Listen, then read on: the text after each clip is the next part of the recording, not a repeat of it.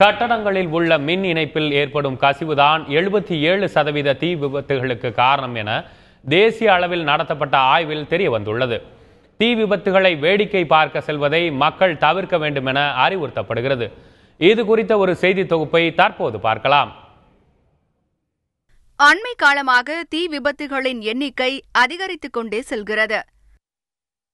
தீ விபத்துகளுக்கு பிரதான காரணமாக மின்கசிவு உள்ளதாக தேசிய அளவில் நடத்தப்பட்ட ஆய்வில் தெரியவந்துள்ளது. அதே நேரத்தில் தீ விபத்தை பார்க்கச் செல்பவர்களும் தீயில் சிக்கி உயிரிழந்து வருவதும் அதிகரித்துள்ளது என அந்த ஆய்வில் கூறப்பட்டுள்ளது.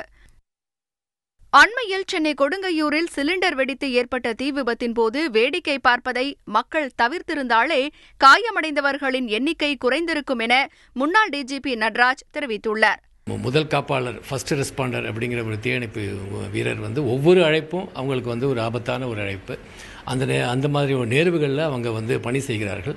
அதுக்கு பொதுமக்களுடைய ஒத்துழைப்பு மிக அவசியம். இந்த மாதிரி இடத்துல பார்த்தோம்னா நிறைய இடத்துல எல்லாரும் போய் உட்காந்துட்டு செல்ஃபி எடுக்கிறது, ஃபோட்டோ எடுக்கிறது அப்படின்னு கும்பலாக வந்துடுறாங்க. அது பண்ணக்கூடாது. முதல்ல அந்த இடத்த நம்ம கார்டன் ஆஃப் பண்ணிவிட்டு அந்த இடம் கிட்ட யாருமே இருக்கக்கூடாது. இந்த தீயணைப்பு வீரர்களுக்கு அவர்கள் பணி செய்வதற்கு அவர்களுக்கு ஒரு பாதுகாப்பு நம்ம இடையூறு இல்லாமல் இருக்கணும்.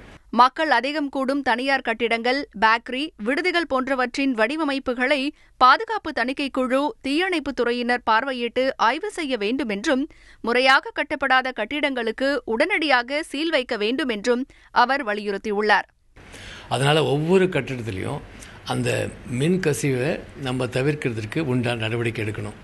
அதுக்கு தான் பாதுகாப்பு தணிக்கை, செக்யூரிட்டி ஆடிட், ஃபயர் ஆடிட் அப்படின்னு ஒன்று இருக்குது. அது நாங்கள் முழுமையாக அதை இருந்தபோது செஞ்சுக்கிட்டு இருந்தோம்.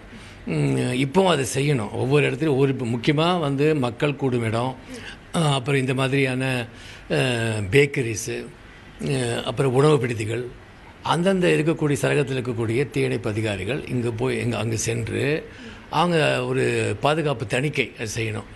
அதை அவங்க செய்கிறதில்ல. இவங்களும் அந்த பாதுகாப்பாக அதை வச்சுக்கிறதில்ல. இதில் தான் இந்த மாதிரியான விபத்துகள் ஏற்படுது.